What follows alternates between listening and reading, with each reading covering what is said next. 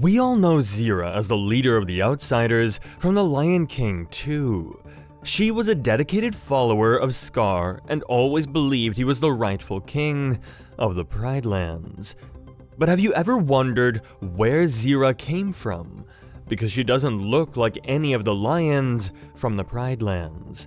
Her fur is a bit lighter, and she has a different build than the lionesses of the pridelands. Disney hasn't given us much about Zira's background, but now that the new Mufasa movie has come out, I have many reasons to believe she was one of the outsiders from Kiros' group. Because if this is true, it also tells us how Zira could have met Scar, back then still called Taka. Because in the movies, it becomes clear that these outsiders are a pack of lions that don't really belong anywhere. They weren't really accepted in their own pride, so together, they formed their own. It gave them the feeling they don't belong, which made them hate everything. They started to kill everything on their path, since they felt it should be theirs. This is something I also recognize in Zira. She doesn't even seem to care much for her kids either. Nuka wasn't strong enough to take Scar's place as king, so she neglected him. When Kovu didn't do what she said, she slapped him in the face. She doesn't really seem to care about anything other than following Scar's legacy.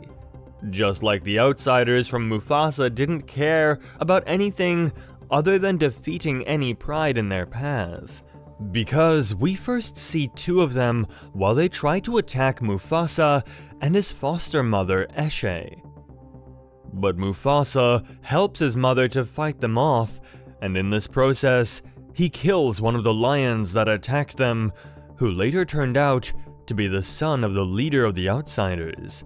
This leader was the fierce Kiros, who believed he was the ultimate, true Lion King.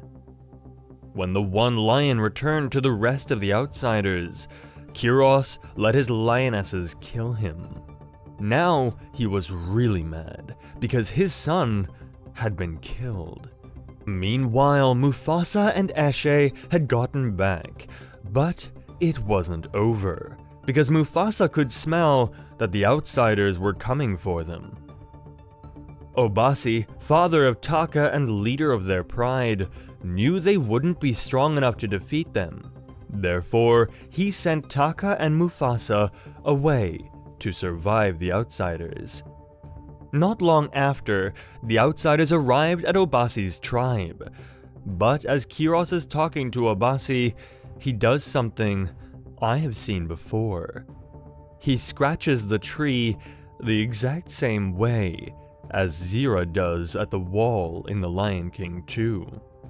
So what if this was a way of scratching territory for the outsiders? Zira must have been with them to have known about this mark, because I also don't think it is a coincidence that both Kiros' pride and Zira's group are called the Outsiders in the movies. But anyway, after Kiros' pride attacked Taka and Mufasa's family, they went on to look for Mufasa and Taka, since Kiros wanted to kill the one that had killed his son. In the meantime, Mufasa and Taka were on their way to Milele, the place Mufasa's real mom had told him about before he was lost. On their way, they met another lioness named Sarabi. She was also lost from her pride after the outsiders had attacked. She and her scout Zazu joined Mufasa and Taka on their way to Milele. But they also met someone else, a wise mandrill named Rafiki. What does this all have to do with Zira, you might think? Well, this is the beginning of how Taka, who later became Scar, betrayed his brother and formed an alliance with the outsiders. Because when he found out Mufasa was after Sarabi, he felt like his brother had betrayed him. because Taka had told Mufasa how much he liked Sarabi, but Sarabi liked Mufasa more. Taka's jealousy and anger only grew stronger, so Taka made a deal with the outsiders and marked a path for them so they could follow their journey to Milele. As soon as they arrived, the battle started. But Mufasa and Sarabi got to convince the animals of Milele to work together, and they beat the outsiders.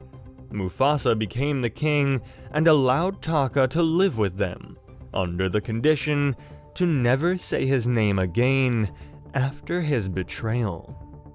Taka suggested they call him Scar from then on, so they did.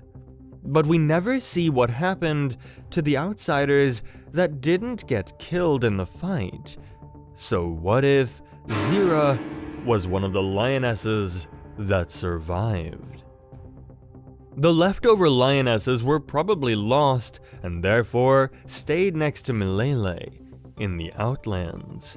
Milele later became the pridelands under Mufasa and Sarabi's rule, but Scar was jealous because he thought he should be the king, like his father always taught him.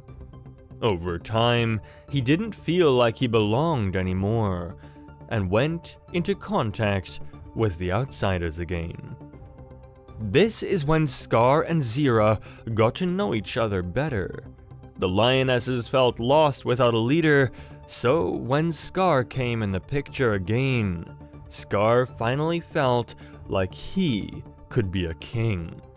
But at this time, he only met with them in secret.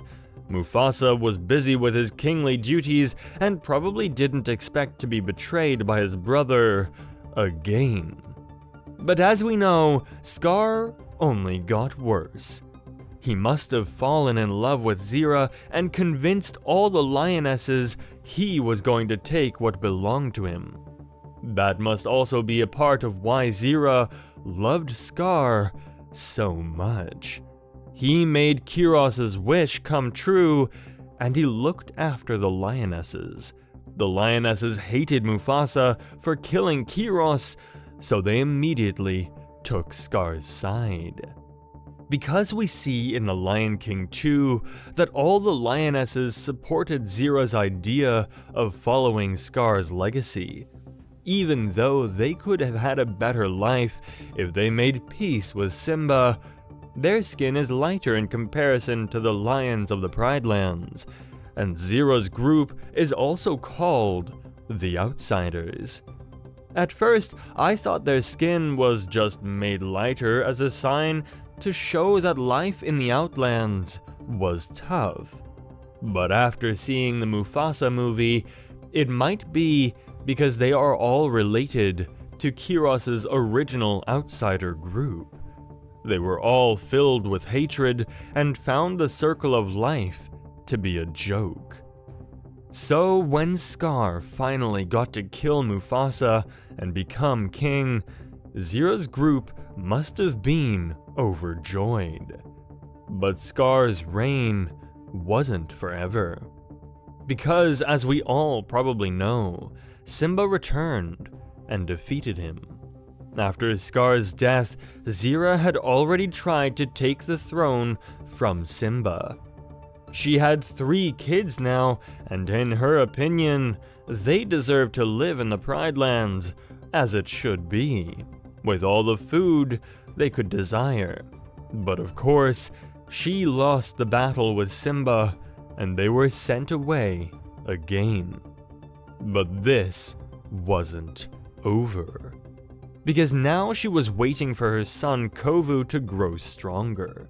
Scar had chosen him as his heir, so this was the way Zira wanted it to be. But when it came to the final battle, it was her own kids who moved over to Simba's side first.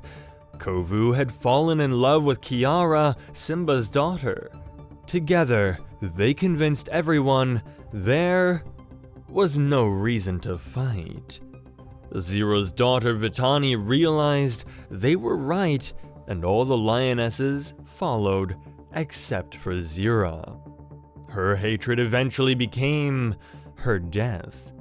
I think Vitani and Kovu moved over so easily because they never knew the discipline of Kiros, who was the real cold-blooded killer. They also weren't Scar's real biological children, so they didn't feel that deep connection with him like Nuka did, who had unfortunately died during an attempt to prove himself to his mother. But Zira's life has always been tough. Her father probably abused her since she was a kid, and after he had killed her mother, she managed to escape his rule. But if you want to know more about that, you should look at my video about Zira's story. So, what do you think? Could Zira really be one of the outsiders from the new Mufasa movie? Or do you think there's another explanation for why her color is so different from all the other lions of the Pridelands? I'm really curious about your ideas and theories about her origins. Let me know what you think in the comments down below, and if you like this theory of Zira and the outsiders, be sure to hit that notification bell so you won't miss a new story of the Pridelands. See you in the next one.